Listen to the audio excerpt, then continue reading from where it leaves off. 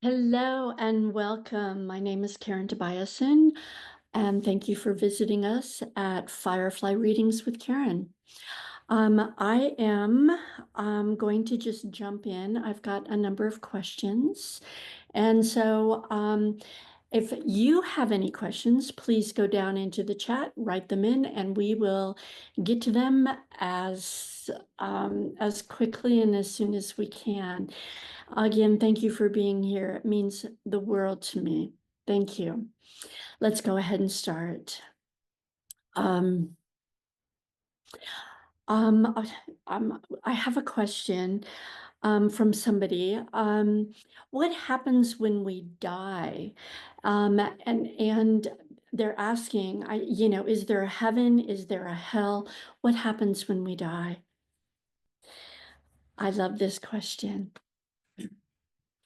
So, what happens when we die, when we step over, we release here, we go right up to, I'm just going to call it heaven, regardless to a belief system, because you all know what I'm talking about. We are met by loved ones. We are met by ancestors. We're met by beloved pets. We are met by the most important people from our lives. And we have a downright celebration of a life very, very well lived. So it's very joyous. It's an exciting, gentle, loving experience. And then what happens, and I'm also going to say, there is no hell. Hell does not exist. And so where I think a lot of the, I'm just going to call religious texts that perhaps talk about hell is it has to do with the life review. And so one of the next things that happens, and this doesn't happen linearly, it just kind of happens as it is meant to after you step over, is you meet with your counsel and you go through a life review. Now, in a life review, they do not judge you. Nobody judges any decision, anything that has ever happened, but you judge yourself. And so one of the things that might happen is you will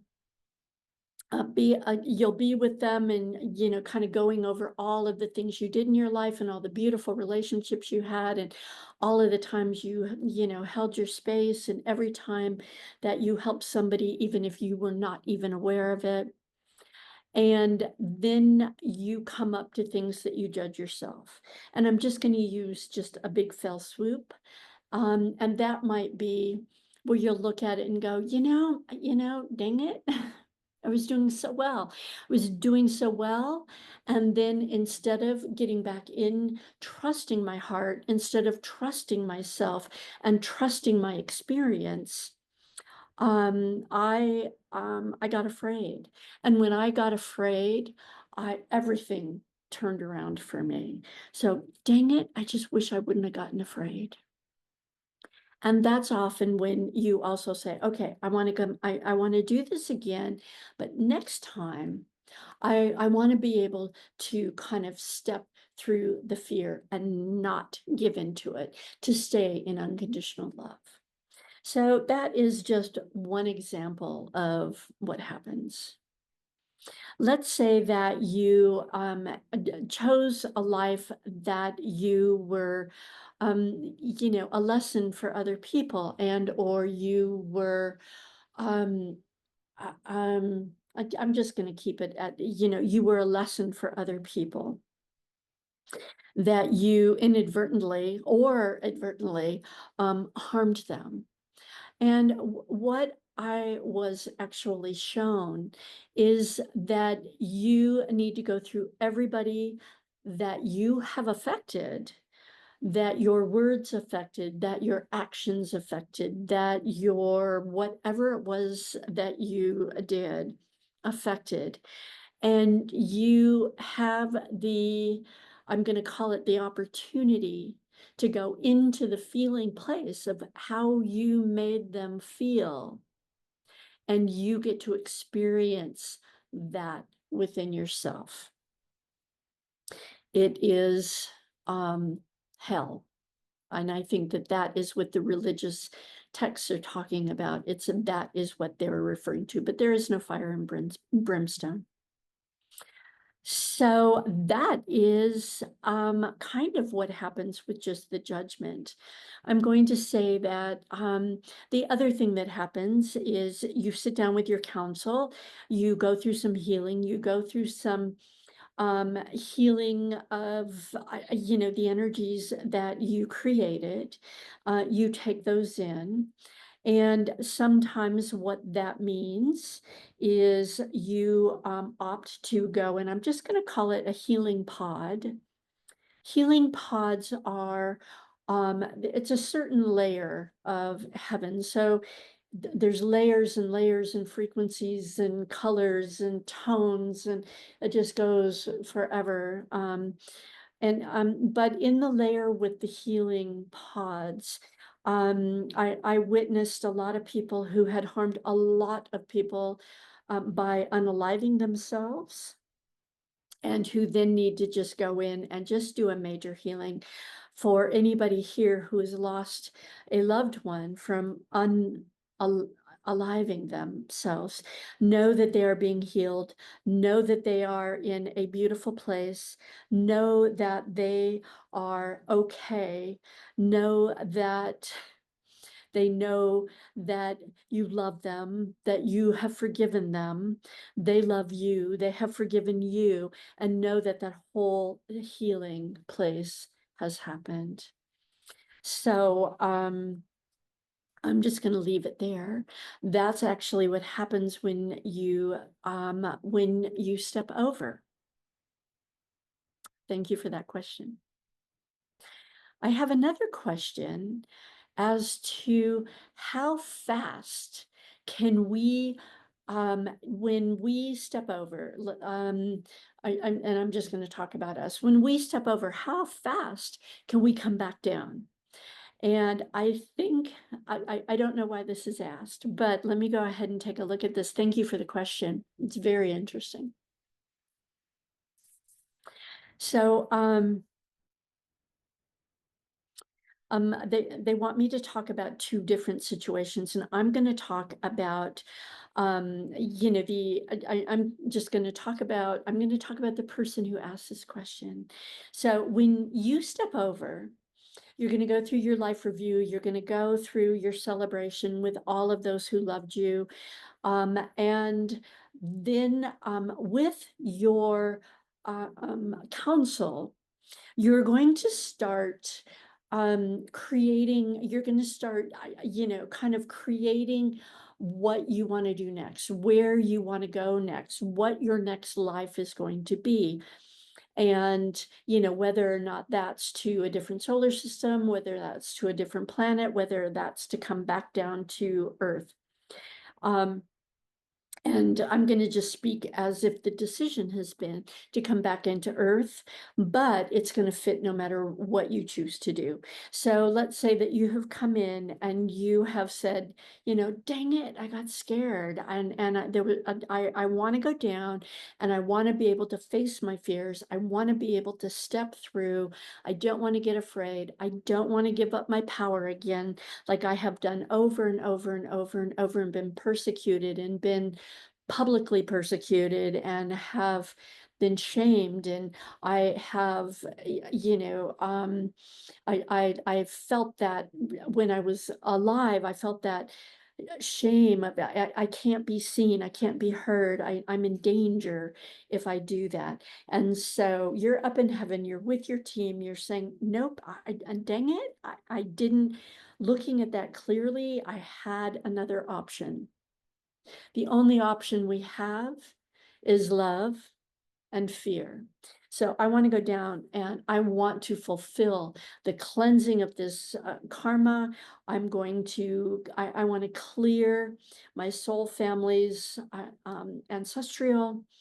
I am so convinced that I can do this and I can do a really good job of it. I also want to be able to clear some universal stuff. I am going to come down as a healer because it's part of my blueprint. I'm going to come down as an empath, so I'm going to feel everything. I'm taking it all on this one because this time I am going to master this. I am going to master this and I'm going to stay in unconditional love 100% of the time. And then what happens is, the best way for me to say is you kind of, you set up rendezvous, you set up meetings, I don't know, conference calls, while you're up in heaven with all of the people that you want to either come in to have them help you along your way, or that you want to be able to help them through their way, and or that you just want to clear some stuff that you're not happy about, responding in fear from some life or the other, and you all kind of get together and you create, when you're going to come together, how you're going to come together, who's who in the zoo, so to speak. So and that might be, okay, I am going to be such a perfectionist. I am just going to push every button that you have because you just go by, you just move forward, just by gut feel and the seat of your pants, I think is what they used to call it. So we're going to really trigger one another. We're going to really, really help one another grow. As like, okay, deal, let's go. And so you literally do a rendezvous with everybody that will have a part, and pets and animals and experiences and everything that you will need in this next life for you to be successful. And so that might take, so coming back right away, I mean, if you mean, can I come back in 20 years so that I can spend time with my grandchildren? Probably not. You're not going to be able to come take a body and do that because you have a lot more, I'm just going to say agreements, contracts, and I don't like contracts because people feel like they're so binding. But it's more like, oh no, we're gonna run into each other. We're gonna have, this, we're gonna, have this clash, and then we're gonna forgive and move on. We're gonna come, whatever it is. So expect that I think that, just expect that you'll come back every, 70 to 100 years if this is something that you want to do. In regards to wanting to come back and spend time with your grandchildren, with your children, with those that you left behind, that you loved and they loved you, just know, you have access to come down.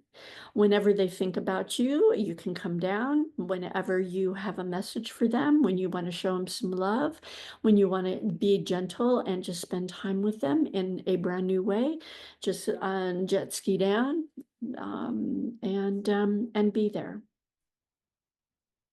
So the other scenario that they showed me with, how fast can you come back, is, we've got a group of these fantastic souls, and they come in as a group and they leave as a group, and then they agree to come back as a group and then leave as a group. And these are the people, they're very, very special souls. They are very brave souls, and they know the purpose of what trauma does in society at large. And when we are faced with a huge trauma, what I'm going to do, I'm going to talk about 9/11 here in the United States. And that was one of the very first time in many, many years we had had something so horrific happened. Many souls stepped over. The souls that stepped over were part of this group that chooses to do this. So they come in, they leave in very traumatic ways, but they do it because when they all step over as a group, they get over on the other side, they're high-fiving, look at what we've done, and they revel and expand their souls in the knowing that the whole planet came together for the first time in a long time. And we called one another's neighbors. We went to one another's house. We brought food. We gave comfort. We felt incredible, unconditional love for mankind as a whole. We helped people. We helped ourselves. We grieved. We celebrated. We cried. We laughed. And it was this coming together of mankind globally. This is the purpose of this large group of people. So they continue to then go, okay, when are we going to come back? How are we going to come back? How is this going to happen? And they all choose what they want, and then they drop back in. They have these wonderful lives. Most of them are always remembered as being very light-filled, very special, very wise, very enlightened beings. It is how most people describe this group. And then we will have another horrible trauma, and I'm going right to there was a bombing, I think, of a medical center. Timothy McVeigh, I believe, is the one who did it.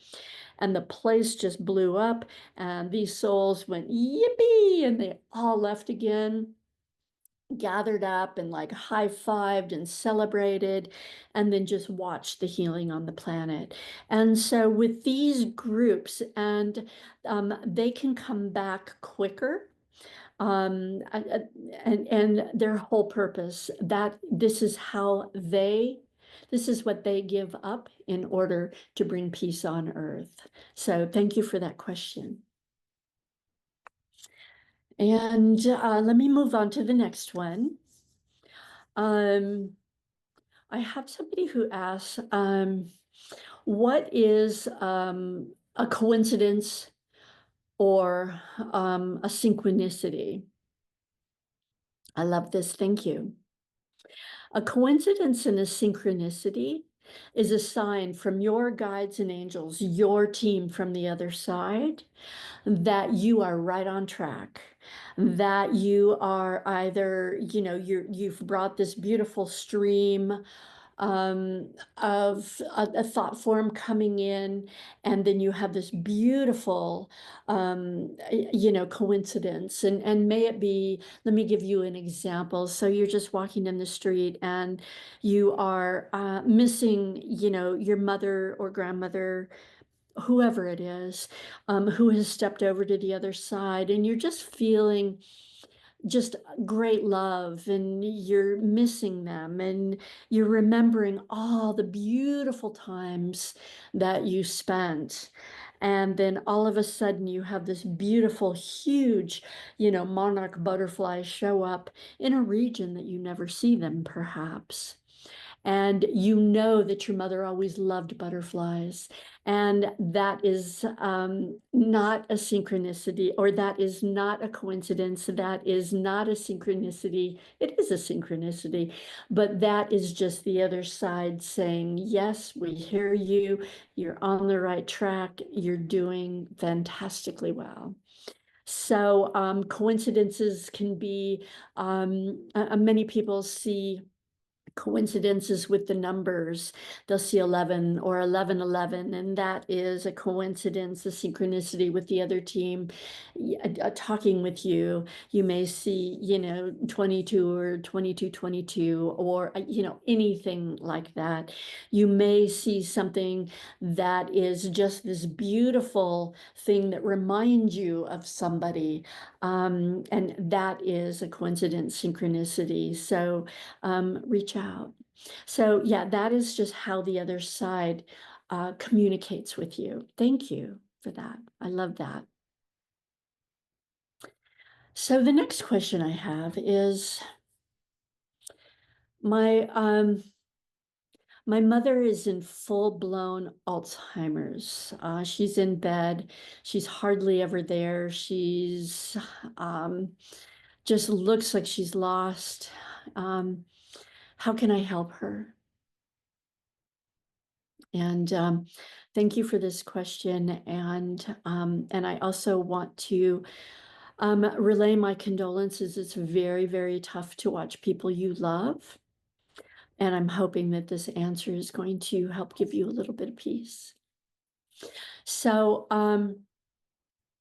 when we have loved ones who have chosen the path of Alzheimer's, what it oftentimes, and I don't know if this is always true, but I'm just going to use the example just for an understanding. But many of them are not as comfortable with death. They're not as comfortable with stepping over. And where am I going to go? Am I going to go to heaven? What if I go to hell? What if my beloved husband didn't make it to heaven?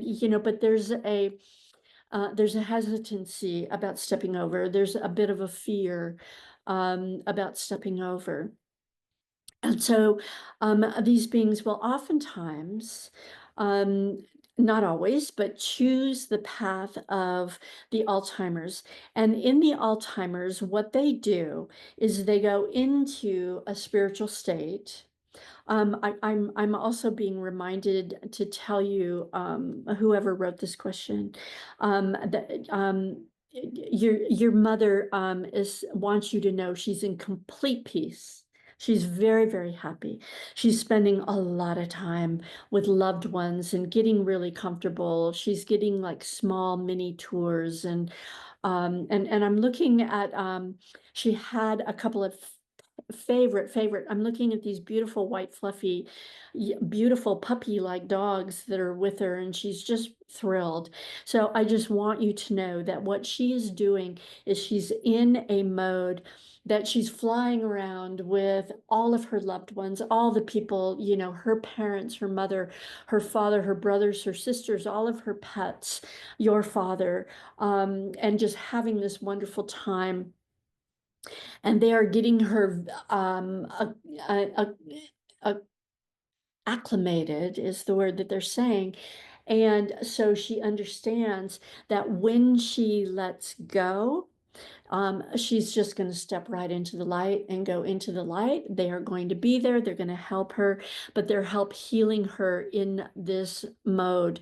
Um, uh, and it looks like it is a fear of death. And where do I go? What happens when I die? So she is being educated. She is being completely entertained. She's very, very happy. She wants you to know she's absolutely fine. And the greatest gift that you can give her is give her the permission to go when she's ready. Give her the permission to step over, that you don't, that you're not keeping her grounded in her body. It's the greatest gift that you can give her.